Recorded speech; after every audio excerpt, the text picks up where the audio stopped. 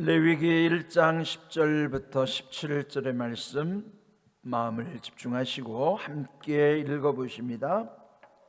만일 그 예물이 가축대의 양이나 염소의 번제이면 흠 없는 수컷으로 드릴지니 그가 제단 북쪽 여호와 앞에서 그것을 잡을 것이요 아론의 자손 제사장들은 그것의 피를 제단 사방에 뿌릴 것이며 그는 그것의 각을 뜨고 그것의 머리와 그것의 기름을 베어낼 것이요 제사장은 그것을 다 제단 위에 불 위에 있는 나무 위에 버려놓을 것이며 그 내장과 그 정강이를 물로 씻을 것이요 제사장은 그 전부를 가져다가 제단 위에서 불살라 번제를 드릴지니 이는 화제라 여호와께 향기로운 냄새니라.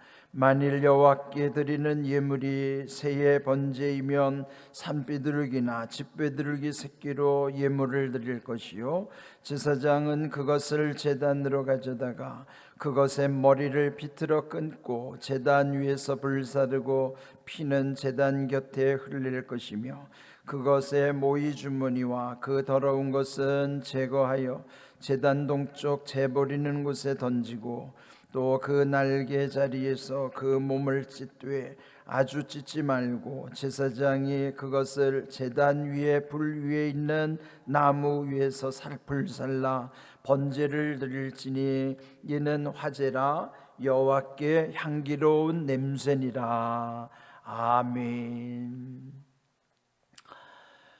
신앙생활에 있어서 그 한 단어로서의 중요성을 말씀드리면 예배라 할 수 있습니다. 여러분도 예배가 생명이고 예배에 성공해야 된다, 예배가 가장 중요하다는 말씀을 많이 들었을 것입니다. 그 예배는 하나님과의 관계 그 자체이기 때문에 이 레위기는 지금 우리의 예배를 옛적 구약에서 제사로서 하나님께서 명령하신 것입니다. 그러므로 초기 예배 형태로부터의 그 예배의 의미, 그 의미는 오늘 우리 그 예배 속에 그대로 구현, 그대로 이루어지는 거예요. 그래서 그 의미를 잃지 않아야만, 그 예배 속에 중요한 것은 물론 그 예물, 옛날 그 제사의 제물이 들어가 있듯이 예배의 예물이 들어가는데, 실제로 이 어제 말씀드린 것처럼 제사의 제물은 곧 자기란 말이야. 그 제사의 제물을 자기가 끌고 와서 안수하고 죽인 다음에 가죽을 벗겨내고 각을 뜨고 그 내장과 정강이를 물로 다 씻은 이 굳은 일까지 자기가 다 해야 되는 거예요. 그리고 그것을 제사장은 불에 살라서 하나님께 드리는 번제, 그 의미로서 그 옛적의 제사나 오늘의 예배나 중요한 것은 그 제물이 누구냐? 곧 내 자신이 하나님께 드리는 제물인 거예요. 바울도 그러잖아요. 너희 몸을 하나님 기뻐하시는 산 제사로 드리라. 그러니까 이 예배 속에서 중요한 것은 하나님과 나와의 관계예요. 내가 예배자요, 내가 곧 제물이기 때문이에요. 그 참된 예배와 참된 예배자로서의 내 삶을 분명히 해야지만 그것이 하나님이 기뻐 받으시는 예배인 것입니다. 그리고 예배라는 말을 영어로는요 서비스라고 그래요. 서비스라는 것이 흔히 이 세속적인 용어로도 많이 쓰이죠. 서비스한 서비스 센터도 있고 또 애프터 서비스라는 말도 있고, 서비스라는 말 자체는 봉사라는 뜻이죠. 그 봉사가 하나님과의 관계에 있어서 서비스는 예배예요. 그러니까 그 영어의 서비스는 두 가지 개념입니다. 하나님께는 예배요, 세상에서의 관계에 있어서는 섬김이요, 봉사의 관계예요. 그러니까 세속적으로는 하나님을 모르기 때문에 서비스라는 말을 봉사라는 개념으로만 쓰지만, 원래 이 용어는 두 가지 다 의미를 가지는 거예요. 하나님께 서비스를 하는 건 예배요, 그것을 우리가 세상에 섬김으로 할 때는 이 서비스는 봉사하는 서비스예요. 그러므로 그리스도인들은 항상 서비스하는 사람이에요. 하나님께 서비스 드리고 세상을 섬기는 서비스로서 우리가 함께 감당하는 거예요. 예배는 뭐예요? 서비스예요. 한번 영어 사전 찾아보세요. 예배와 섬김, 봉사의 의미가 함께 들어있는 것입니다. 그러므로 이제 오늘 계속 이 번제에 관한 말씀을 나누게 되지만, 이 예배의 참된 예배자로서 어제 그 말씀을 나눴던 것은, 이 제사 속에는 제사장이 독점하는 것이 아니고 제사장은 옆에서 함께 해주는 것이고, 실제로 그 제사의 주체적인 것은 제사를 드리는 본인 자신이 당사자라고. 그 굳은 일, 그 희생, 그 수고를 자기가 친히 감당해서 마치 그 모든 것을 하나님께 드리는 것이에요. 그런데 여러분, 어제 말씀드린 것처럼 그 제물이 흠이 없어야 되니까 아무거나 갖다 드리는 게 아니에요. 거기에는 흠이 없는 제물을 끌고 와서, 그리고 그 제물 위에 자기 손을 얹어서 안수할 때는 내 죄를 그 제물의 짐승에게 다 전가시키는 거예요. 다시 말하면 뒤집어 씌우는 거예요. 내 죄를 여기다가 다 뒤집어 씌우는 거예요. 그리고 흘러가게 한 다음에, 그 다음에 죄의 결과는 죽는 거니까 내 대신 이 제물을 내가 죽이는 거예요.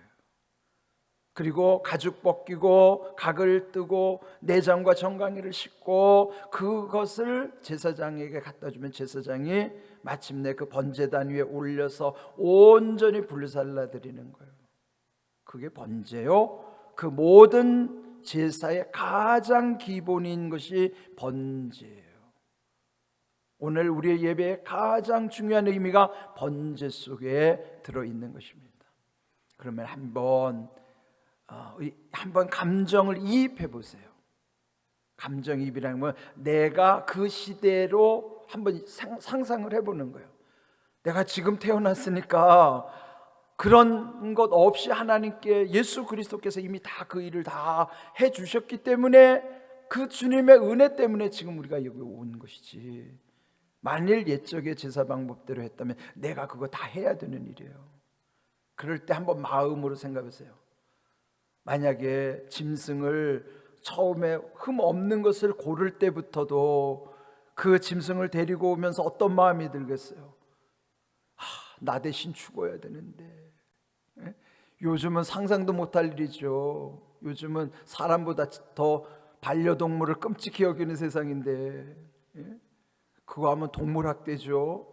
그런데 그 짐승이 내 대신 죽어야 돼. 왜? 나와 동일시하는 거예요. 나와 동일시. 그렇게 해서 그 짐승을 손 얹을 때는 내 마음이 어떨 것이고, 칼을 들어가고 그 짐승을 죽일 때 어떻겠어요? 짐승이 죽을 때 그냥 죽겠어요? 온통 발버둥을 치면서 피를 뿜어내고 그 피를 받아다가 제사장에게 줘야 돼요. 그러니까 얼마나 그 성막은요, 그 회막은 완전히 피바다가 되는 거예요. 피가 그냥 흐르는 거예요. 거기에 어찌 보면 끔찍한 장면들이 거기에 항상 보여지는, 그것이 나의 죄의 결과요, 나를 대신해서 짐승이 죽는 것이요. 그럴 때 죽여야만 하는 내 마음은 어떠하겠어요? 이게 단순히 형식적으로 될 일일까요? 우리의 예배 속에 그게 있단 말이에요. 그 죽어가는 제물이 우리에게는 예수님이에요.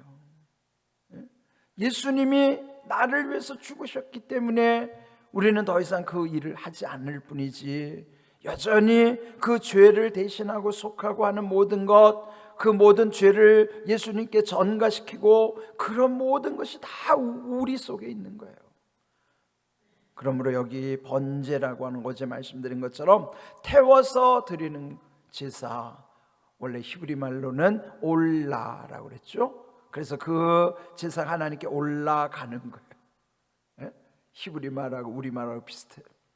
올라가는 거예요. 올라가는 것입니다. 그 번제, 하나님이 받으시는 그 귀한 것, 그래서 어제 강조드린 것처럼 거기서 내가 해야 될 몫이 무엇인가를 계속 반복되는 거예요. 오늘 읽은 말씀, 어제 읽은 말씀이 계속 반복되는 것이죠. 왜 반복될까요? 매뉴얼이기 때문에. 이 매뉴얼은 그 해당되는 것은 계속 반복하는 거예요. 또 그만큼 중요하기도 하기 때문에 반복하는 것이죠. 오늘 차이는 뭐가 다를까요? 10절에서 보면 그 번제의 제물을 양이나 염소로 드릴 수도 있고, 14절에 보면은 또 새의 번제로 드릴 때는 산비둘기나 집비둘기 새끼로도 드릴 수 있다. 근데 어제하고 말씀 나눠보면 보통은 소의 번제를 드리는 것이죠. 수송아지를 잡아서 수컷을 잡아서, 근데 여기 번제로 드리는 건 다 수컷으로 드리는데, 그런데 그 예물의 차이가 소로 드릴 수도 있고 염소나 양으로 드릴 수도 있지만 새로 드릴 때는 산비둘기나 집비둘기로도 드릴 수 있다.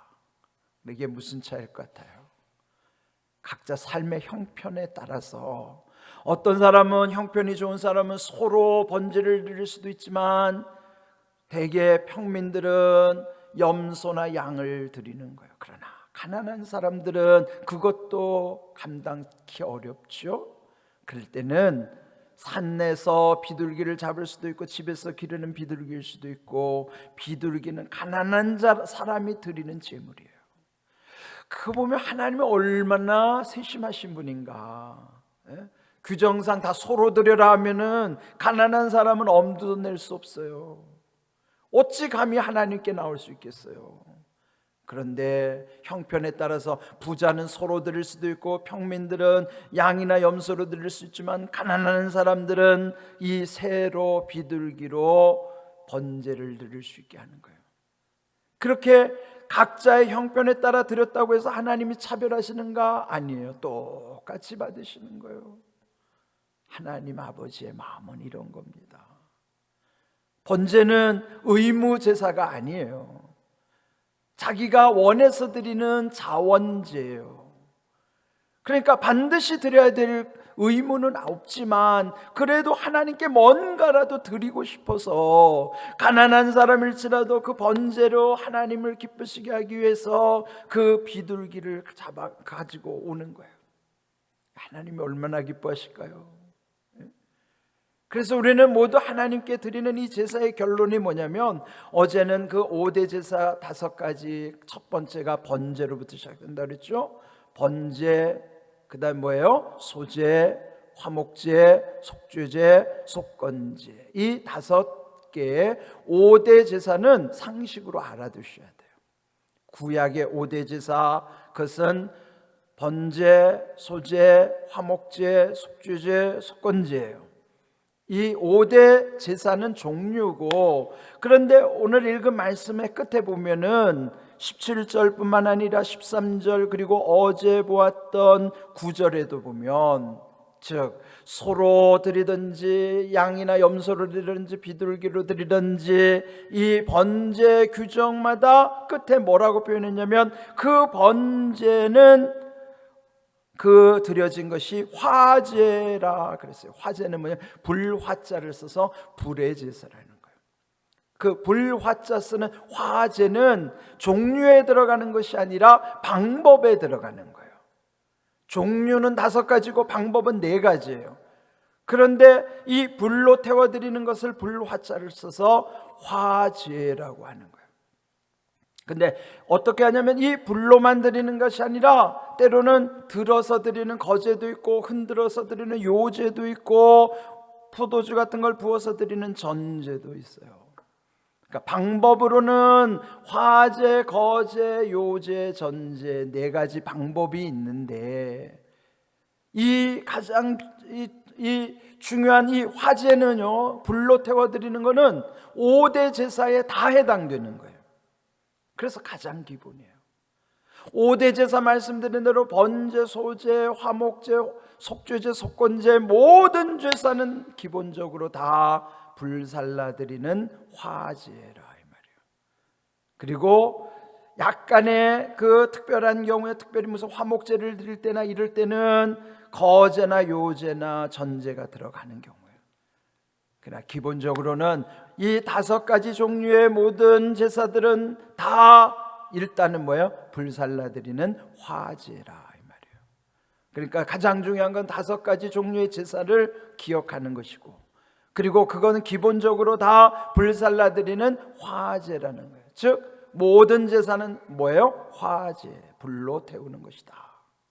그런데 그 화제를 일컬어서 여기서 뭐라 그러냐면 여호와께 향기로운 냄새니라 그랬어요.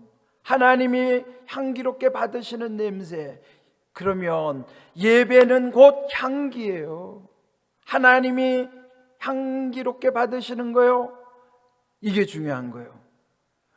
예배는 바르게 만들면 하나님이 향기 나는 제사로 받으시는 거예요. 얼마나 귀한지 몰라요. 여러분, 향기를 느끼려면 포천에 그 광릉수목원에 한번 가보세요.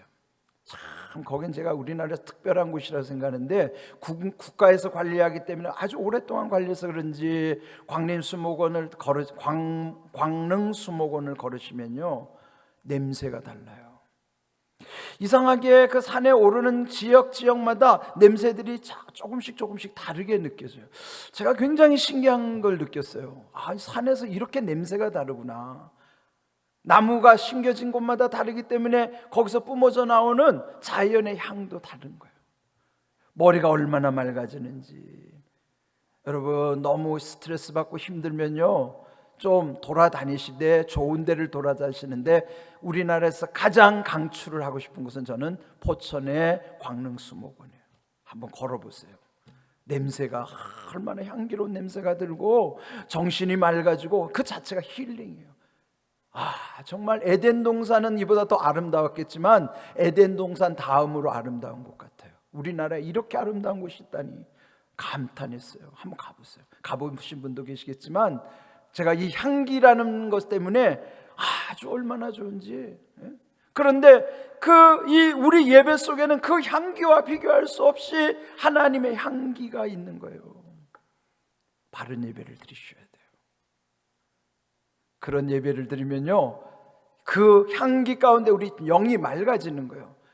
그 광릉수목원에서 정신이 맑아진 것처럼 예배 잘 들으면 영이 맑아지는 거예요. 왜? 하나님도 향기롭게 받으시지만 우리의 영도 맑아지기 때문에요. 그런 은혜를 여러분 체험하시고 말씀대로 이루어지는 은혜와 복을 누리시는 삶 되기를 주님의 이름으로 축복합니다. 아멘.